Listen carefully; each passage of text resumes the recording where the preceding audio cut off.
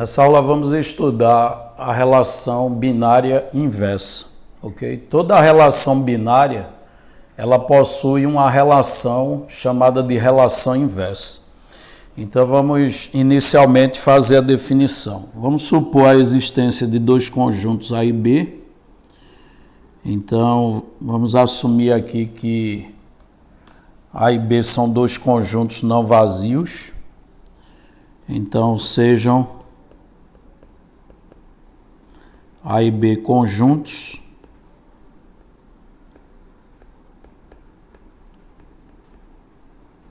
Aí eu vou supor que esses conjuntos, cada um deles possui pelo menos um elemento. Então, é só dizer que eles são não vazios, ok? Aí vejam, se é uma relação inversa, ela é inversa de uma relação dada. Então, eu vou supor também que de A em B eu defini a seguinte relação. Uma relação R, que vai ser um conjunto. A gente aprendeu que a relação binária é um jeito de relacionar elementos de A com elementos de B, né?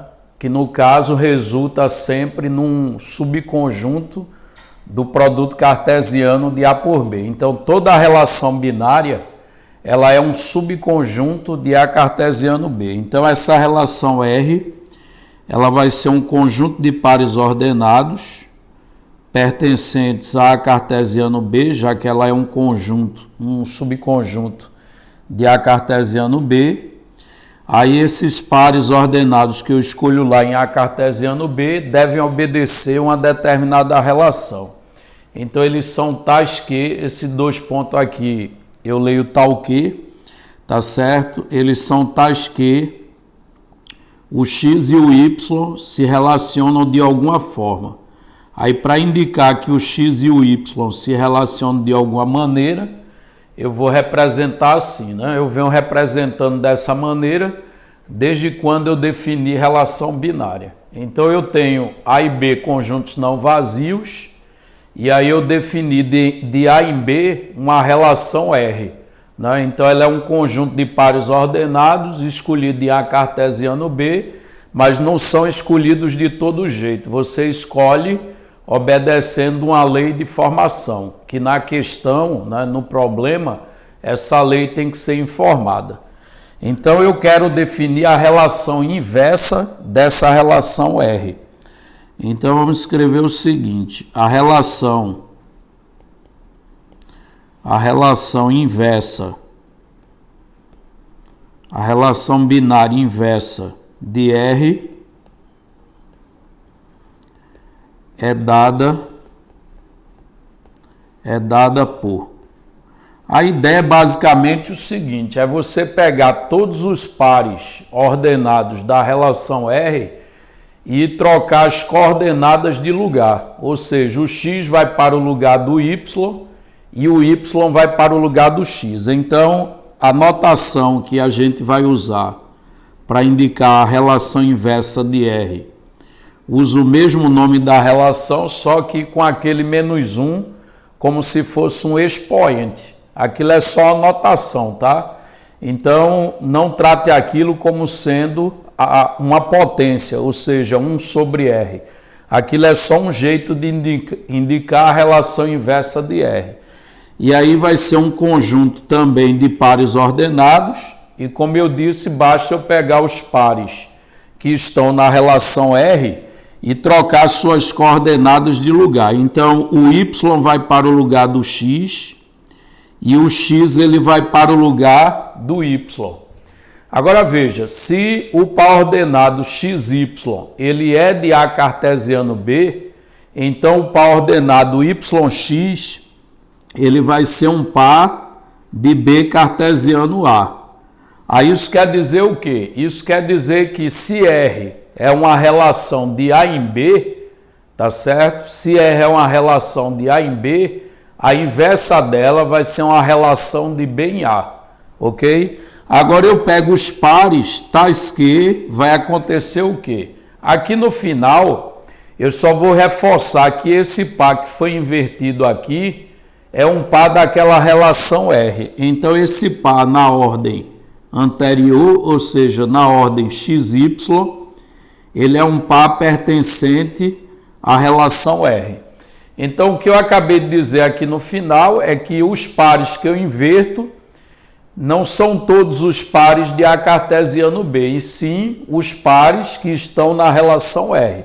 Tanto que a relação inversa é a inversa de R. Então, eu só preciso inverter aqueles pares que pertencem à relação R, ok? Agora, você já tem aí a inversa definida. Agora vamos ver o que é que acontece em termos de domínio e imagem. Observe aqui, ó, o domínio, a gente viu em aulas anteriores que o domínio é o X de cada par que participa da relação, isto é, são os elementos de A que participam da relação. Aí observe que aquele X lá do par XY, ele aparece aqui como se fosse, como sendo a ordenada do par, ou seja, como imagem. E a imagem da relação R, que é o Y, aparece aqui como domínio da inversa. Então, como eu troco as coordenadas de lugar na hora de inverter a relação, então isso sempre vai acontecer, ou seja, o domínio da inversa, ele é a imagem de R, enquanto que a imagem da inversa é o domínio de R. E claro, se eu inverter a inversa, volta para R, porque inverter a inversa é novamente trocar as coordenadas de cada par de lugar, e aí trocando de lugar volta a ser o par XY, que é um par da relação R, ok? Então o domínio da inversa é a imagem de R, a imagem da inversa é o domínio de R, e a inversa da inversa volta a ser a relação R. Tudo isso que eu estou comentando, eu vou anotar posteriormente, ok? Por enquanto temos aí a definição da relação, certo? Então, vamos só, antes de exemplificar, para que fique mais claro, fazer algumas notações aqui, tá? Então, note que. Então, observe o seguinte, que eu disse lá que a relação R, ela é um subconjunto de A cartesiano B. Ok? Então, se você tem R como sendo um subconjunto de A cartesiano B, isso leva à seguinte conclusão, que R é uma relação, a gente diz que R é uma relação de A em B, ok? E aí, na hora que a gente inverteu a relação, o que foi que aconteceu? Na hora que eu inverti a relação, os pares se tornaram pares de B cartesiano A, ou seja, a inversa ela é um subconjunto de B cartesiano A. Então, R a menos 1, melhor dizendo, está contido em B cartesiano A. Aí o que é que eu quero que observe? Que R a menos 1 é uma relação de B em A.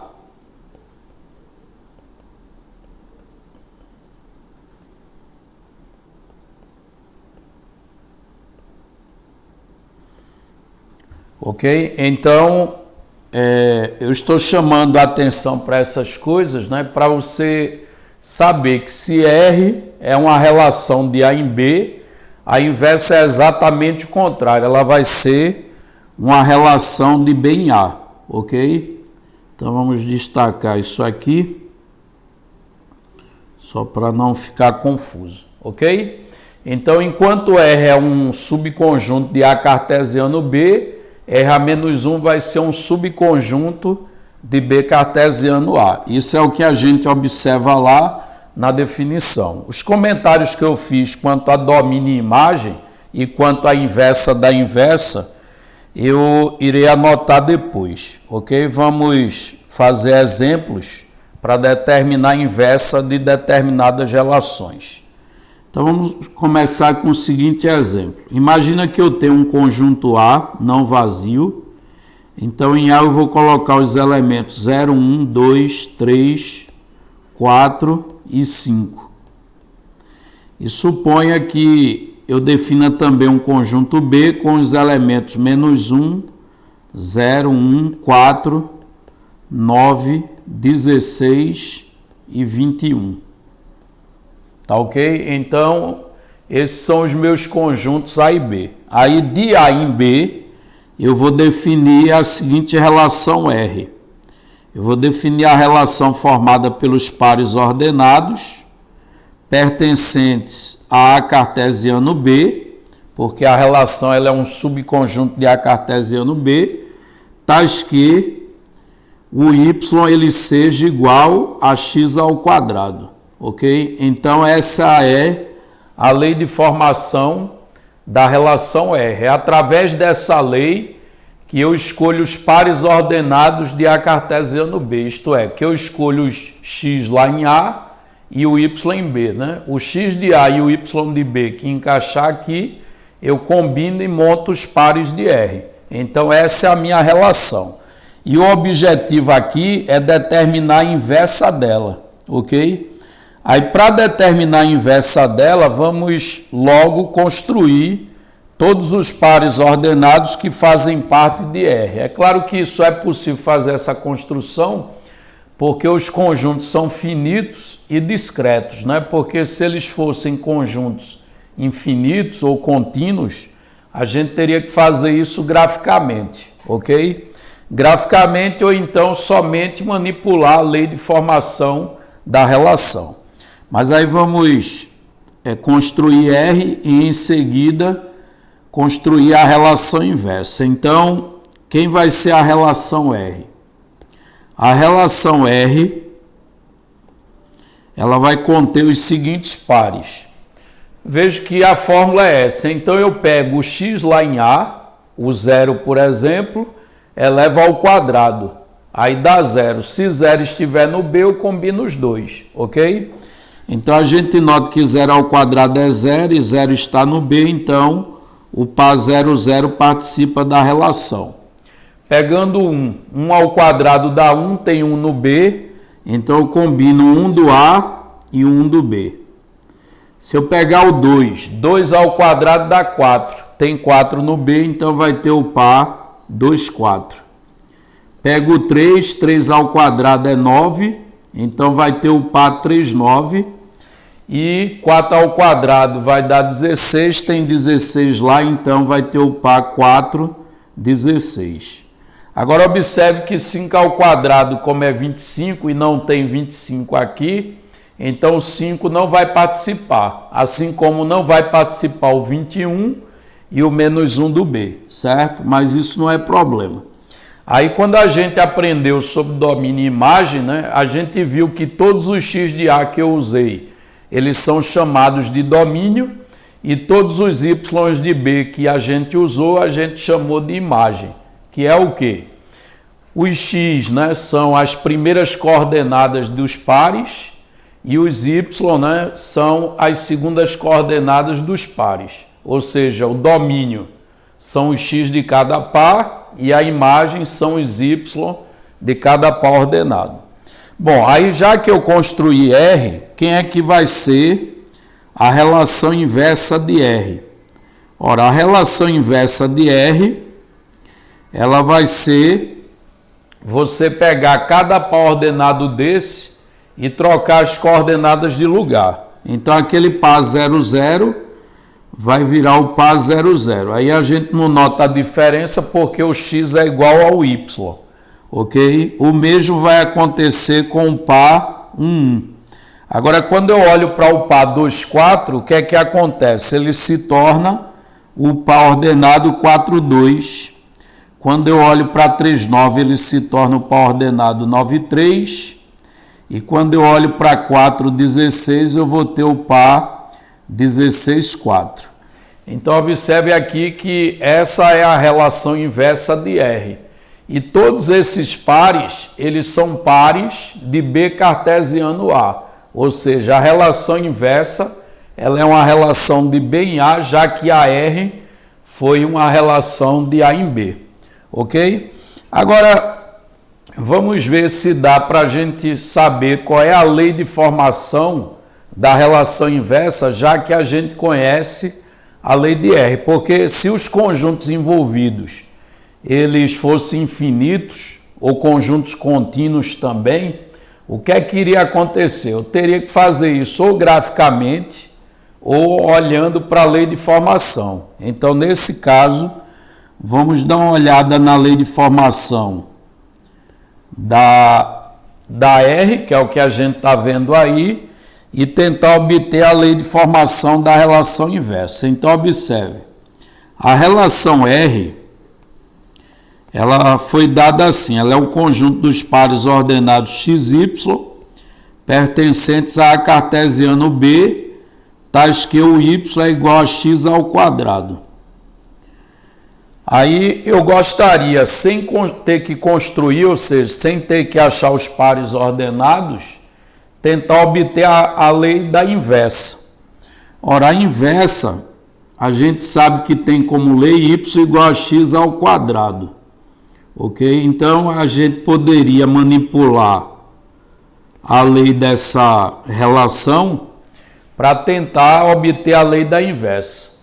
Ora, mas o que é feito na hora que eu estou invertendo a relação? Eu troco o y, ponho no lugar do x, e o x ele vai para o lugar do y. Então, a regra prática seria a gente fazer exatamente isso. A gente troca o y por x e o x por y.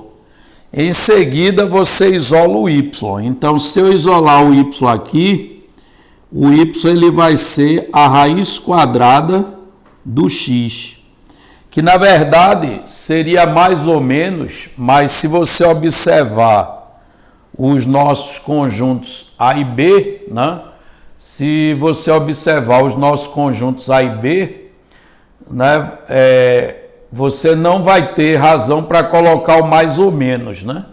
Então, porque observe que os pares, nenhum deles tem coordenadas negativas, certo? Então, a lei de formação dessa relação vai ser y igual a raiz quadrada de x, ou seja, da inversa.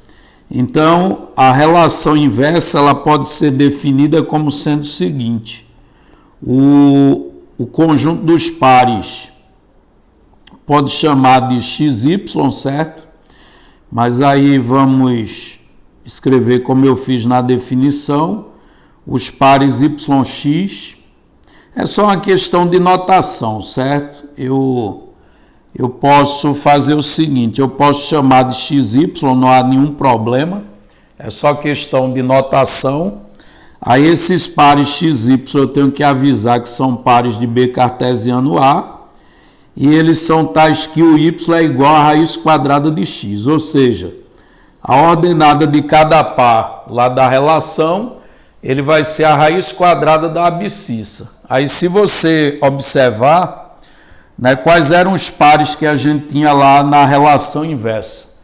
O par 0, 0, veja que o y é a raiz quadrada do x, o 0 é a raiz quadrada de 0, o 1 aqui ele é a raiz quadrada do 1, o 2 é a raiz quadrada do 4, o 3 a raiz quadrada do 9 e o 4 é a raiz quadrada do 16, ok? Então, a lei fica dessa maneira.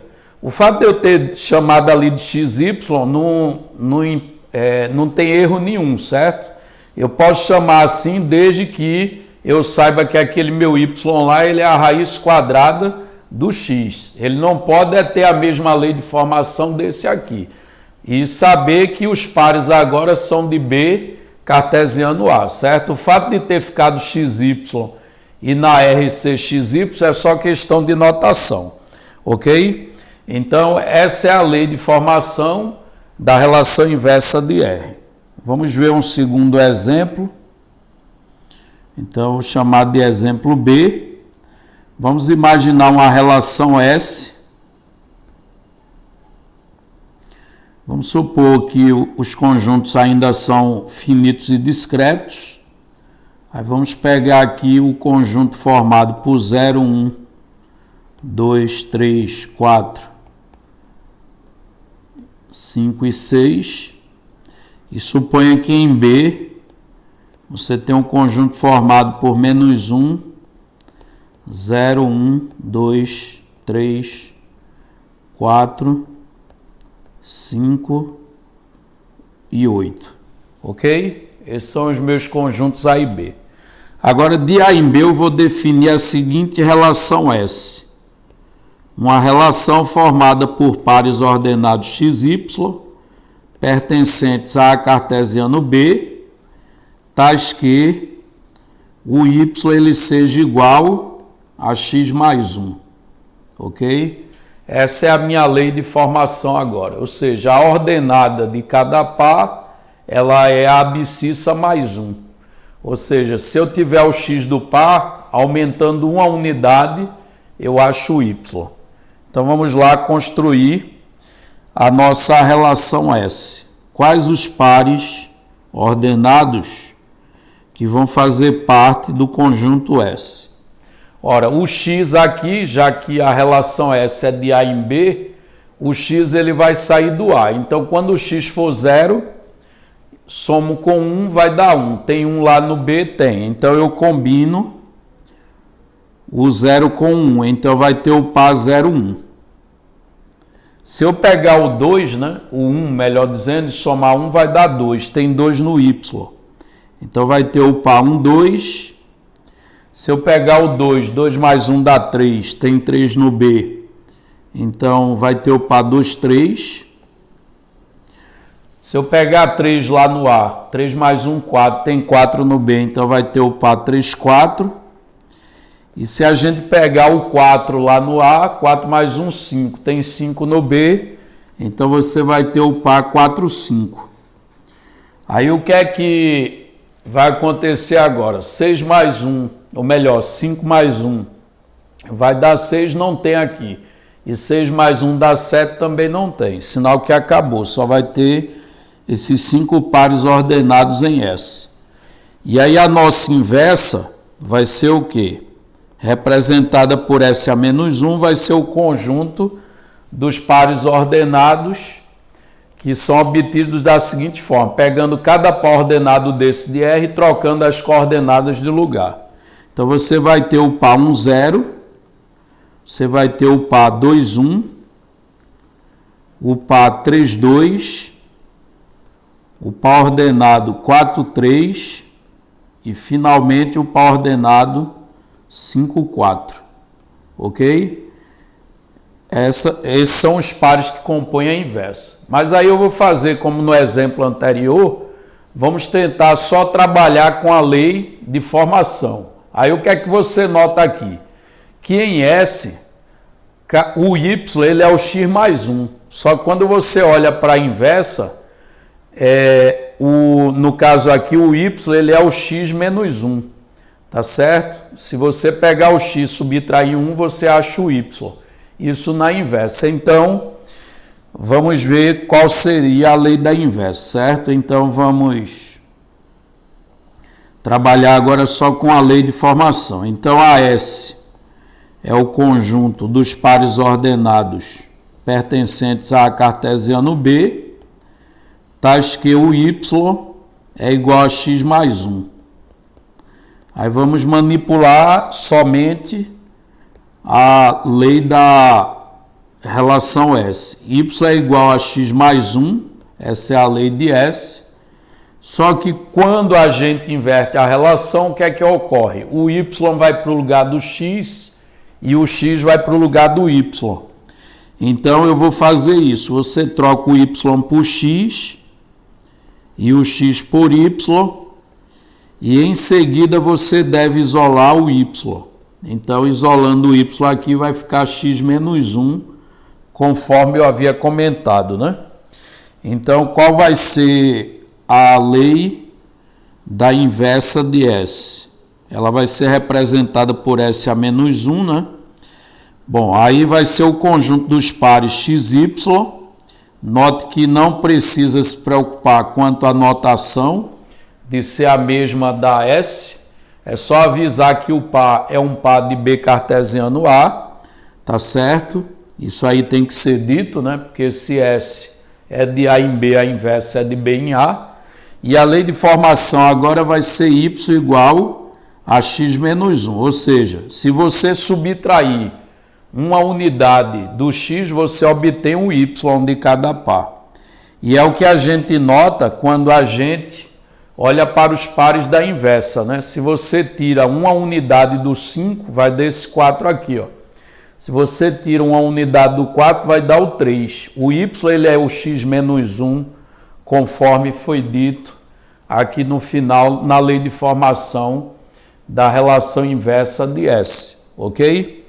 Vamos ver um terceiro exemplo. Exemplo C. Vamos supor agora que os conjuntos envolvidos não sejam mais discretos ou finitos, certo? Eu vou definir uma relação T, vamos chamar de T, formada pelos pares XY pertencentes a cartesiano B. Ou melhor, eu vou supor que pertence aos reais cartesiano reais. Aí isso dá o plano todo, né? Porque os reais, ele geometricamente é uma reta, aí quando eu botar no eixo X, dá o eixo X todo. O outro conjunto é uma reta de novo, quando eu botar no eixo Y, dá o eixo Y todo. Aí quando eu faço cartesiano de todo o eixo X com todo o eixo Y, isso dá o plano todo, ok? Então, esse produto cartesiano ele é infinito, só que aí, dos pares, dos pontos do plano cartesiano, eu quero aqueles pontos em que o y ele é a raiz quadrada de x, ok? Então, a relação T, a lei de formação dela é y igual a raiz quadrada de x. Então, agora não dá mais para a gente achar os pares ordenados um por um, como a gente estava fazendo antes. Aí o que é que a gente vai fazer para obter a lei da inversa? A gente vai manipular a lei de formação da relação T, certo?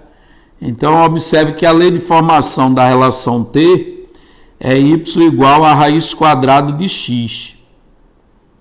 Só que quando eu vou inverter a relação, o y vai para o lugar do x e o x vai para o lugar do y. Então isso quer dizer o quê? Que eu devo trocar o y por x e o x por y e não esquecer de em seguida isolar o y. Aí perceba que para isolar o y aqui, eu tenho que elevar ambos os membros ao quadrado. Aí se eu elevar ao quadrado, isso vai ficar x ao quadrado igual a raiz quadrada de y elevado ao quadrado. Ora, a raiz quadrada de y elevado ao quadrado dá apenas o y. E x ao quadrado eu repito. Então, y igual a x ao quadrado vai ser a lei de formação da inversa de t. E agora é só definir a inversa, através daquela lei de formação. Então, a inversa vai ser t a menos 1. Aí ela vai ser formada pelos pares ordenados xy, não há nenhum problema em chamar de xy. Agora vejam que T é uma relação dos reais nos reais, aí a inversa não tem jeito, já que os conjuntos são iguais, a inversa vai ser também de R em R. Aí vai ser formada pelos pontos do plano, R cartesiano R, tais que o y é igual ao x elevado ao quadrado, ok? Então essa vai ser a lei da relação inversa, certo? Agora vamos dar uma olhada, em particular nesse exemplo, nos gráficos dessas duas relações, certo? Observe que a relação T, ela tem como lei de formação, ela é de R em R, certo? Observe que T é um subconjunto dos reais cartesianos reais, a inversa também é, ok? A inversa também é, e a lei de T foi o quê? Y igual a raiz quadrada de x enquanto que a lei da inversa foi y igual a x ao quadrado. Aí vamos fazer os gráficos das duas, tá certo? Só que eu vou fazer no mesmo sistema de eixo para a gente observar uma certa particularidade que vai acontecer aqui com o gráfico da relação e da sua inversa.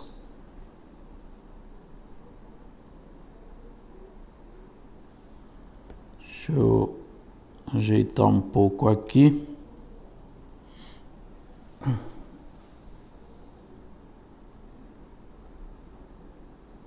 Pronto, aqui o eixo Y e aqui você tem o eixo X.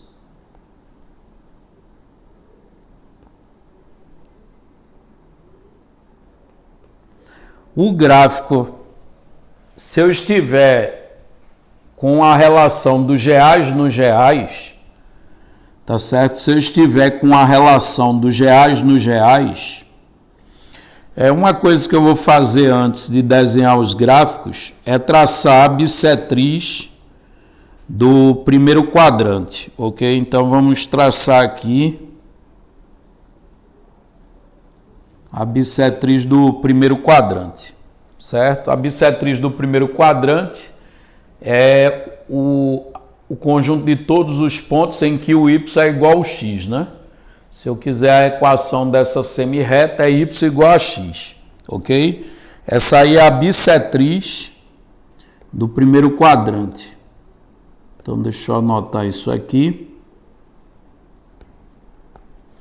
O que eu acabei de construir aí é a bissetriz do primeiro quadrante. Aí observe que, como eu estava dizendo, se eu tenho uma relação dos reais nos reais, e ela é definida pela lei y igual a raiz quadrada de x, certo? Ela vai ter como gráfico uma curva mais ou menos assim, ok?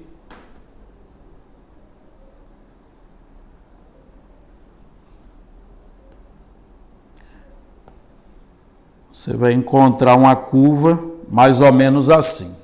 Certo? Esse é o gráfico da relação T, ok?